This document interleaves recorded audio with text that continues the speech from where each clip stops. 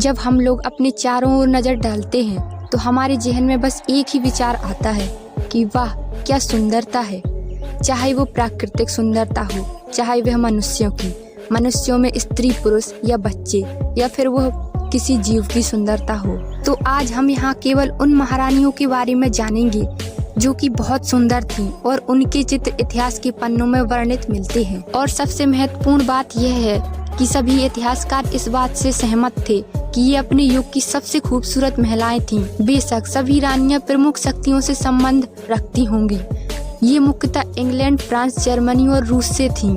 शायद दूसरे देशों से भी सुंदरियां थीं, लेकिन समय के बीतने के साथ साथ उनके चित्र हमारे समय तक जीवित नहीं रह सके।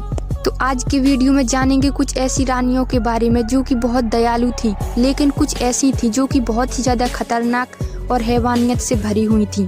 तो बिना समय बिताए हम अपना वीडियो स्टार्ट करते हैं। अन्ना यारुस्लावाना फ्रांस की रानी थी। यारुस्लावा द वाइज की बेटी। ये अपने समय की सबसे पुरानी रानी थी। वह 11वीं शताब्दी से पहले की रानी थी। यारुस्लावाना की सभी बेटियां वास्तविक रूप से सुंदर थीं, लेकिन सबसे छोटी बेटी अन्ना यारुस्लावाना वास्तविक रूप से बहुत ही ज्यादा खूबसूरत थी। वह अपनी बहनों के साथ कीव में राजकुमार के दरबार में पली बढ़ी, जहां उसने अपनी अच्छी शिक्षा प्राप्त की। अन्ना का बचपन राजकुमार के दरबार में ही गुजरा। आप इससे समझ सकते हैं कि राजकुमारी कितनी सुंदर थी। फ्रांस की राजा हेनरी ने अन्ना के बारे में कहानियां सुन रखी थीं, इसीलिए उसने अन्ना को अपनी पत्नी के रूप में पाने का सपना देख रखा था। जाहिर सी बात है कि यह कोई अफवाह नहीं होगी। इंग्लैंड की रानी लेडी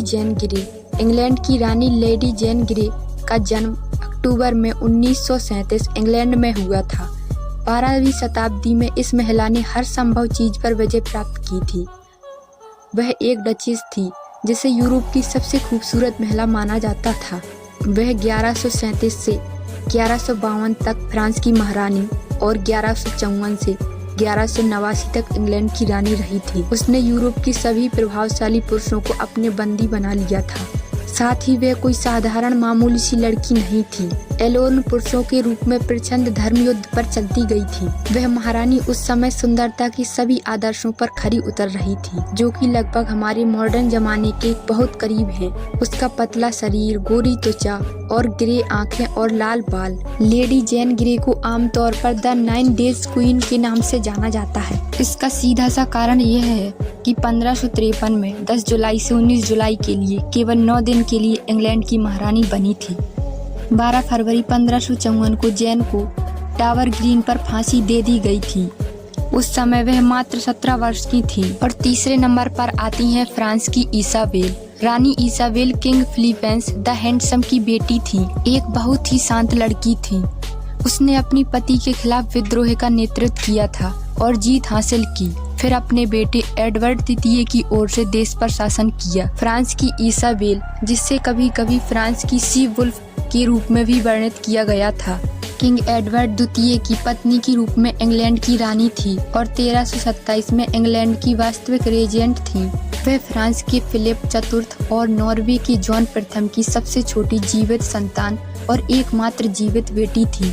इसाबेल अपने जीवन काल में अपने कूटनीतिक कौशल, बुद्धिमत्ता और सुंदरता के लिए उल्लेखनीय रही थी।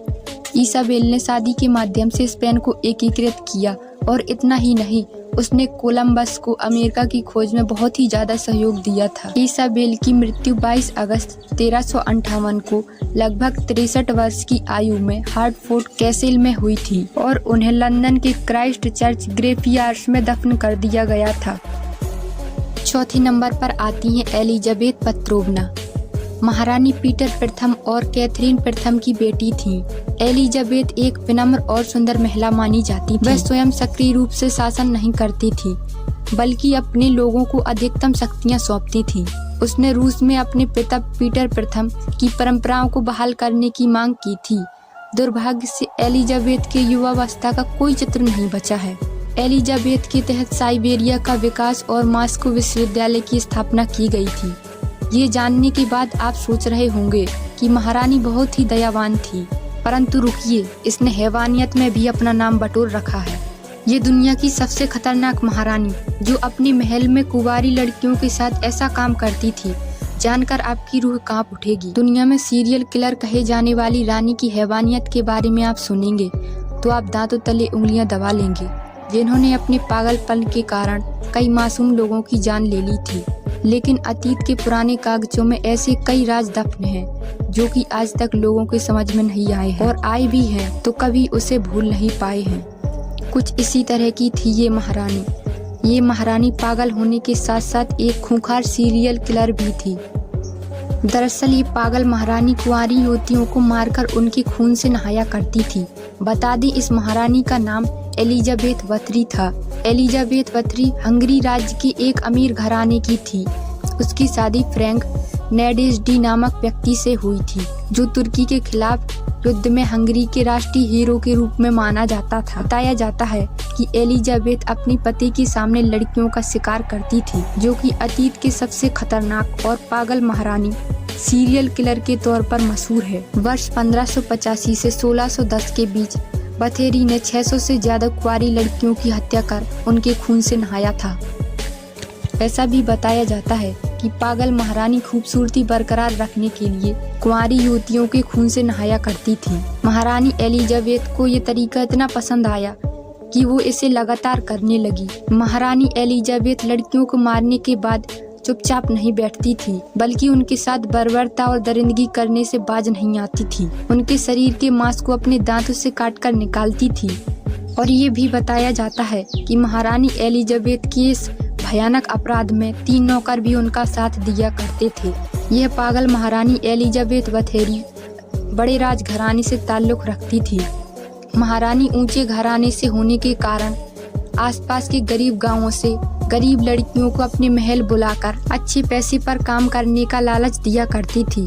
लेकिन लड़कियां जैसे ही महल में प्रवेश करती थीं, वह अपने चंगुल में फंसा लिया करती थी। और ये भी बताया जाता है कि इस इलाके में युवतियों के आंकड़े बहुत कम हो गए। तब उसने ऊंचे परिवार की युवतियों को अपना शिकार बनाना शुरू कर दिया। इसके बाद हंगरी के राजा को जब इस बात का पता चला तो उसने इस मामले की जांच शुरू करवाई। इस मामले को लेकर जब जांचकर्ता पागल महारानी के पास पहुंचे तो वहां का हाल देखकर सब लोग हैरान रह गए।